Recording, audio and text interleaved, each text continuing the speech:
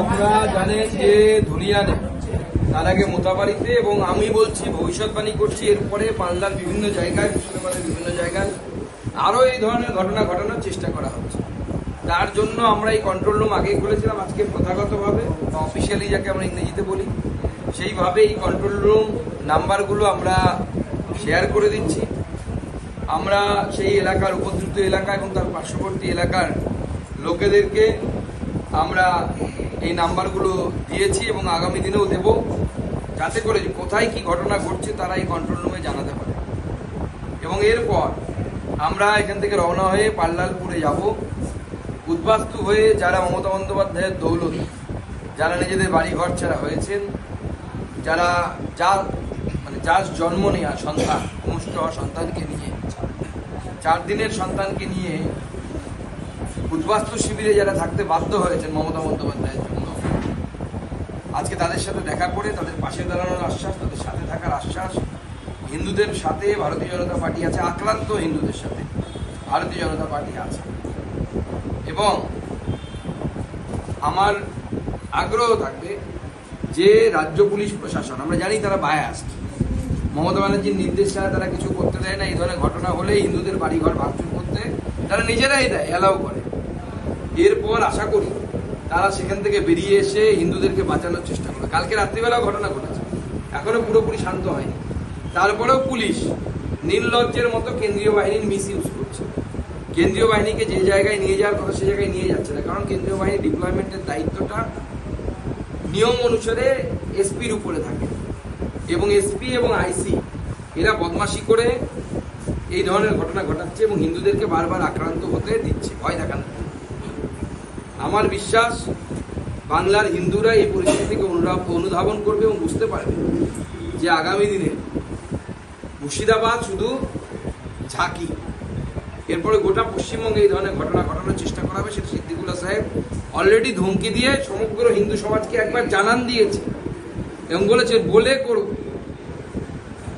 স্বাভাবিকভাবে হিন্দুরা যারা কুম্ভকর্ণের নিদ্রায় ঘুমোচ্ছেন তারা জাগবেন এবং আগামী দিনে এই মমতা বন্দ্যোপাধ্যায়ের এই যে জিহাদি সরকার চলছে সেই জিহাদি সরকারকে উৎখাত করার জন্য যা যা করার সেটা করবে।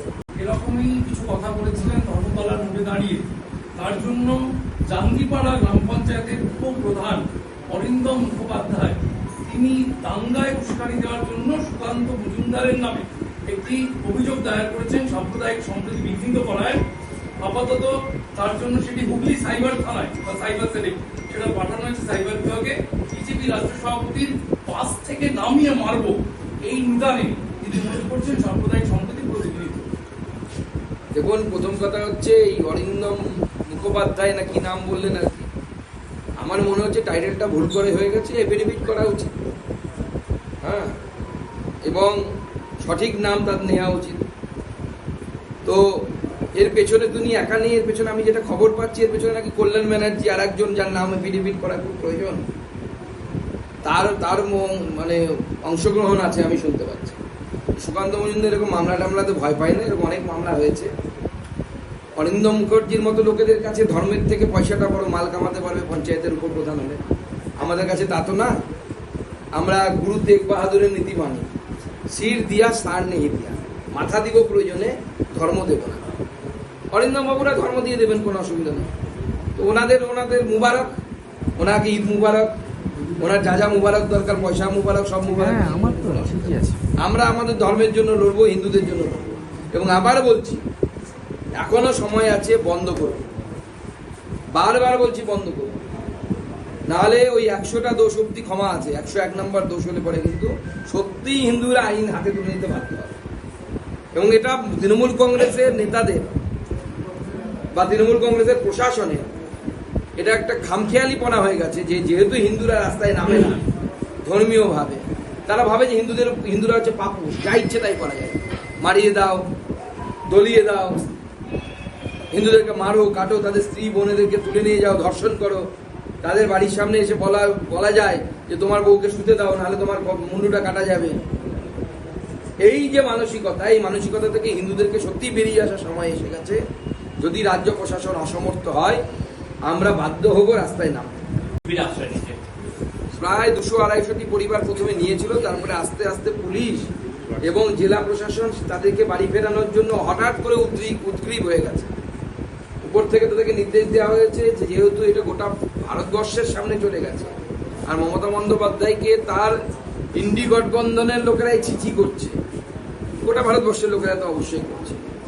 তো স্বাভাবিকভাবে মমতা বন্দ্যোপাধ্যায় তার ডিজি পুলিশ আদরের সন্তান রাজীব কুমারকে এখানে পাঠিয়েছে, আপনারা জানেন।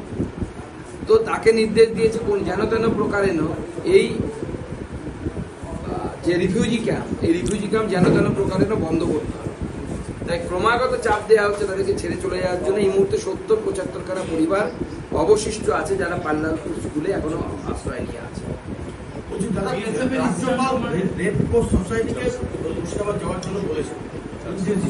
রেড ক্রস সোসাইটির যুদ্ধের ক্ষেত্রে যুদ্ধ যেখানে হয় সেই এলাকায় এই বাংলার মতো জায়গায় রাজ্যপাল এই নির্দেশ দিচ্ছে, আপনার দেখো যুদ্ধক্ষেত্রের মতোই তো পরিস্থিতি, তার থেকে তো খুব খারাপ পরিস্থিতি নয়।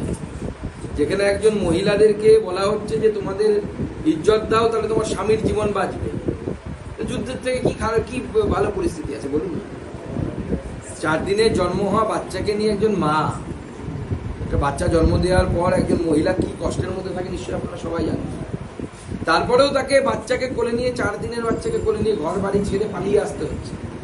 তো যুদ্ধের থেকে কিছু ভালো পরিস্থিতিতে তারা আছে? এটা যুদ্ধই তো চলছে, হিন্দু শূন্য করার যুদ্ধ।